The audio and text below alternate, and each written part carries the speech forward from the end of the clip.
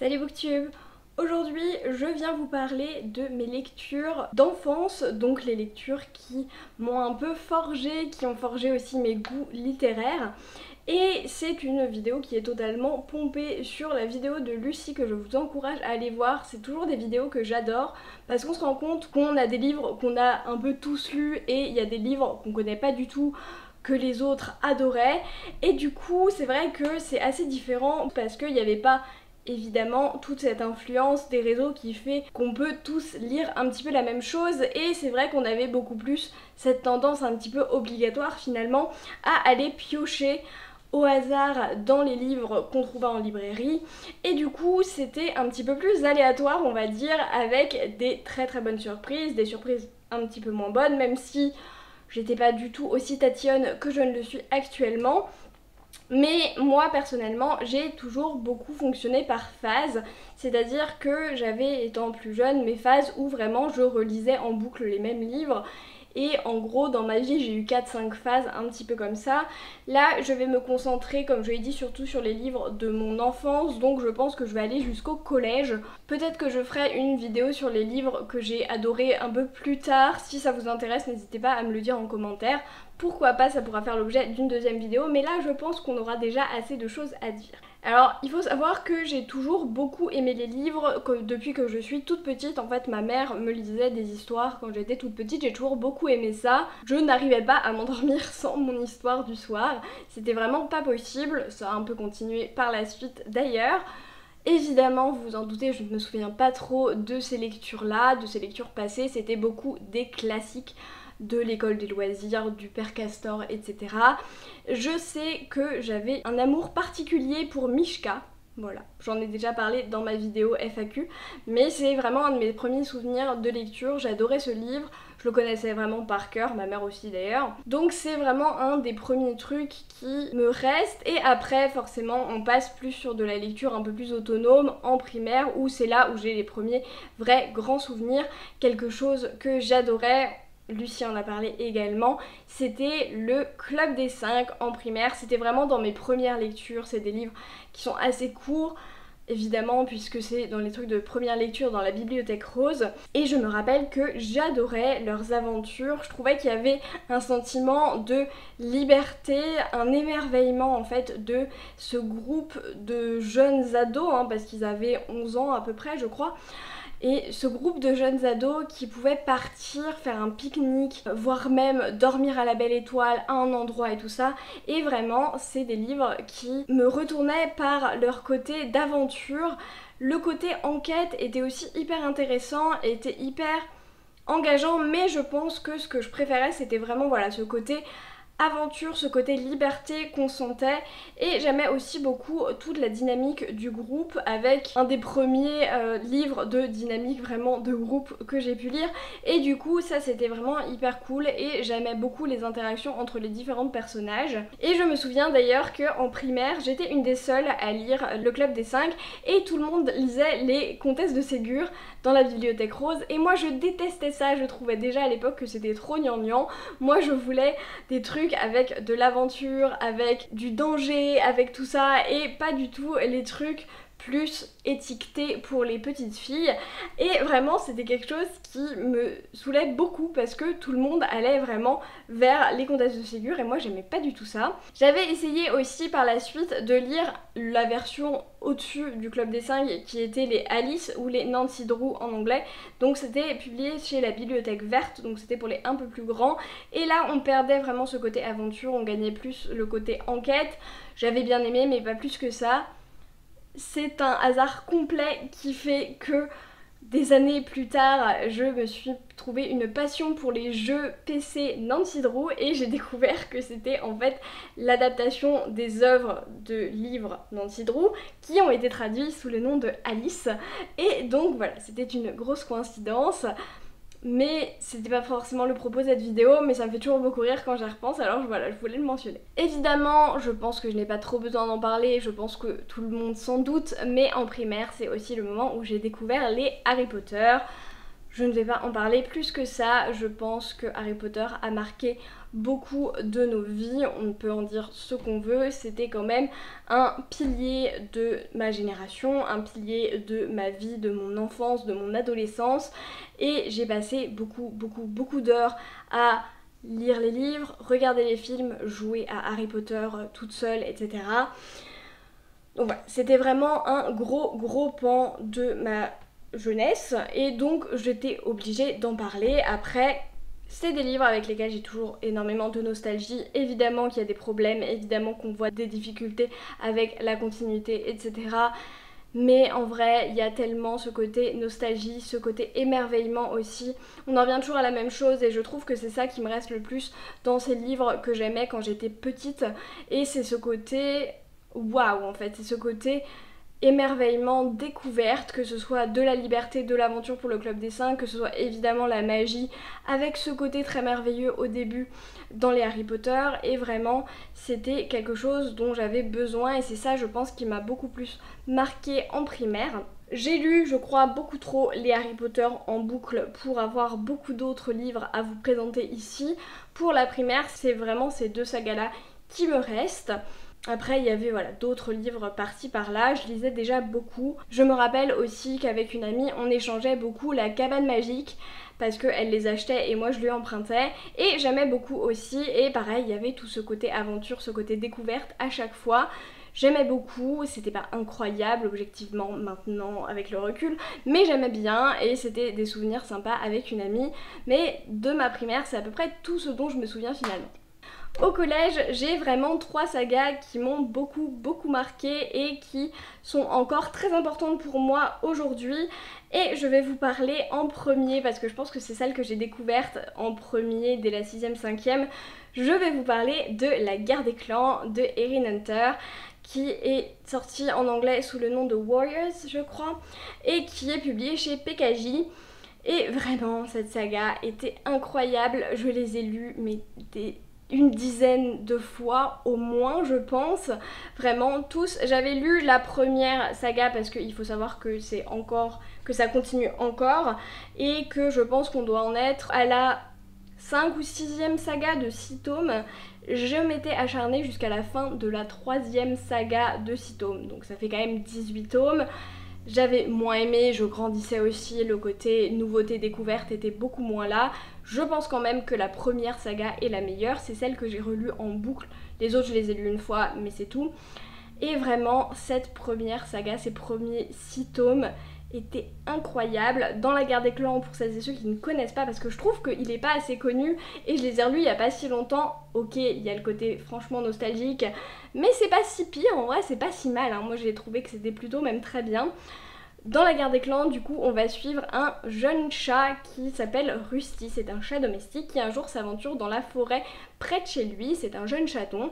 Il est trouvé par des chats sauvages et à ce moment-là, il va décider de quitter sa vie domestique pour devenir un chat sauvage dans le clan du tonnerre. Et dans cette forêt-là, il y a 4 clans de chats sauvages qui sont le clan du tonnerre, le clan de la rivière, le clan du vent et le clan de l'ombre, qui ont chacun un territoire bien défini et qui vont s'entraîner en fait pour arriver à chasser, à se battre et à survivre en fait avec des querelles entre les clans et au sein des clans pour avoir le pouvoir, etc. En fait, on a vraiment une dimension très politique, mais au sein des clans, avec des tensions entre au niveau des frontières, des tensions entre les différents chats, etc. Et donc, le pauvre petit Rusty va se retrouver là-dedans. Évidemment, tout le monde le dénigre et le déteste parce que c'est un chat domestique.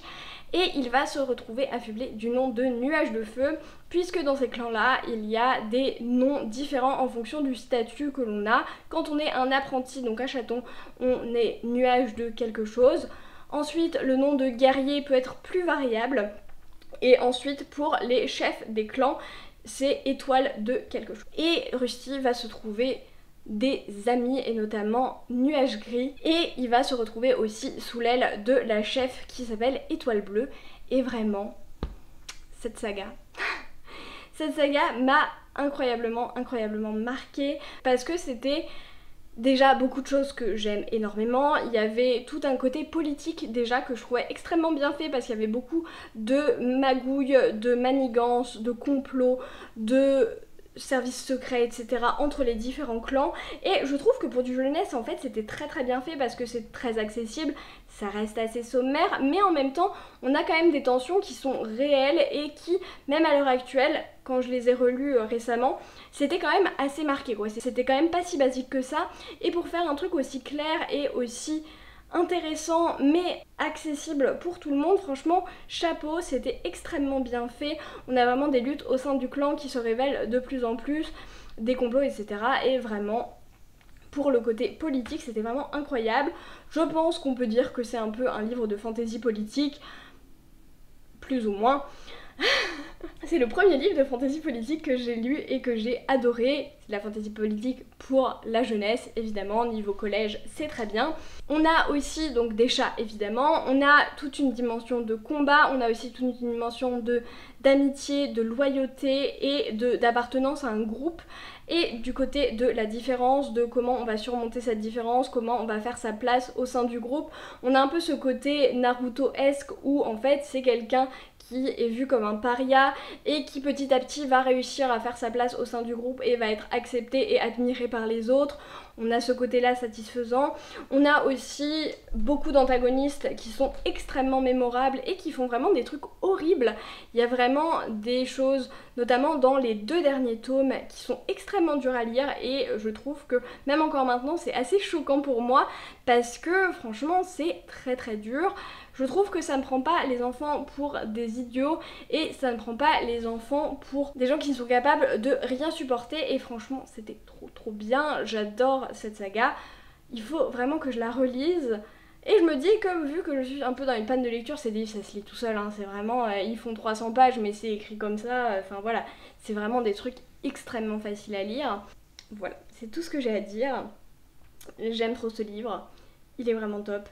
Toute cette saga est incroyable. Et vraiment, si vous avez même des enfants qui sont au collège, qui sont en âge de lire ce genre de choses, je sais qu'il y a beaucoup de gens qui continuent à aimer et qui aiment beaucoup, et franchement c'est vraiment des lectures qui sont topissime. Et il faudrait que je les relise, mais de ce que je me souviens, il n'y a pas trop de côté problématique, de côté sexiste ou quoi que ce soit. Enfin voilà, c'était plutôt safe de ce dont je me souviens. Il faudrait que je les relise définitivement pour avoir de nouveau un avis plus averti sur la question, mais voilà, de ce que je me souviens, il n'y avait pas trop de soucis. Ce qui n'est pas forcément le cas de l'autre grande saga, l'autre grand pilier de mon adolescence, de mon collège, plutôt vers la fin du collège, puisque j'étais absolument fan de 4 filles et un jean.